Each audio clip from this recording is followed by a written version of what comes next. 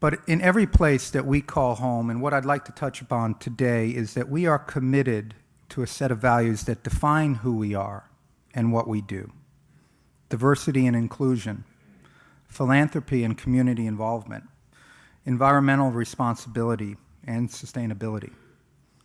And it might seem odd to you that a company based in Las Vegas would feel that way, but we do, and I'd like to tell you why.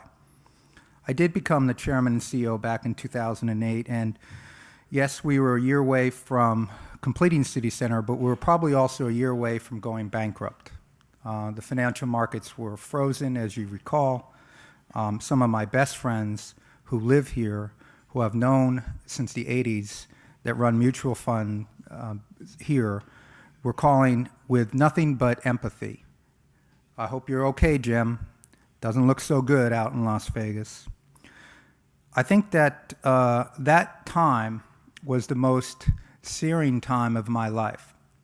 It was time when we really had to take stock of what we were doing and many mistakes that we had made as a company and as an industry, the hubris of doing so well. From the year 1998 when I joined to 2007, our stock went from 10 to 100.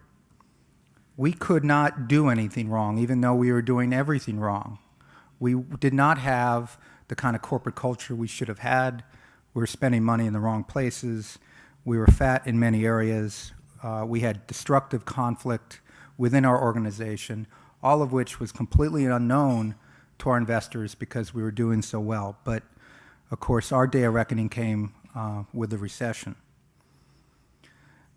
All of the advisors that I had, some of which are based here, when we hit the recession, said to me, you've got to shut down City Center. You've got to stop the bleeding. You cannot survive at MGM Resorts with this 50% unconsolidated joint venture that was bleeding cash, trying to be built.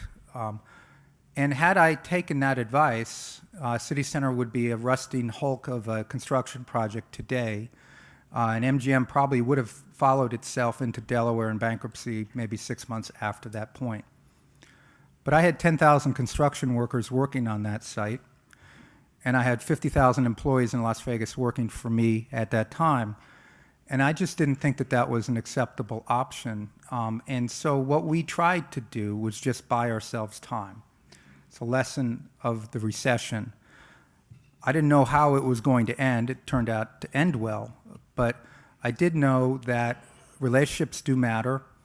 We had very strong bank relationships, and the legacy of Mr. Krikorian helped us quite a bit. I did know that we had a lot of courage displayed every day with our employees that were counting upon us so that they could make their car payments and house payments. They were worried about their jobs, but they were taking care of the customers because, let's face it, no one has to go to Las Vegas. No one has to go to a luxury hotel. And if you have a bad experience, you might not tell me. You just won't come back, and you'll tell your friends never go. It's all about the customer experience. And therefore, it's all about the employees that create the customer experience. I think we've learned, most importantly, to be that kind of company that has had that kind of near-death experience and has tried to take stock of that with that new lease on life that we've been given. And I intend for every day that I'm at the company, and I hope it's for many years to come, to never forget where we were only 4 years ago. We are stronger. I think we're more resilient. We were humbled greatly by the recession,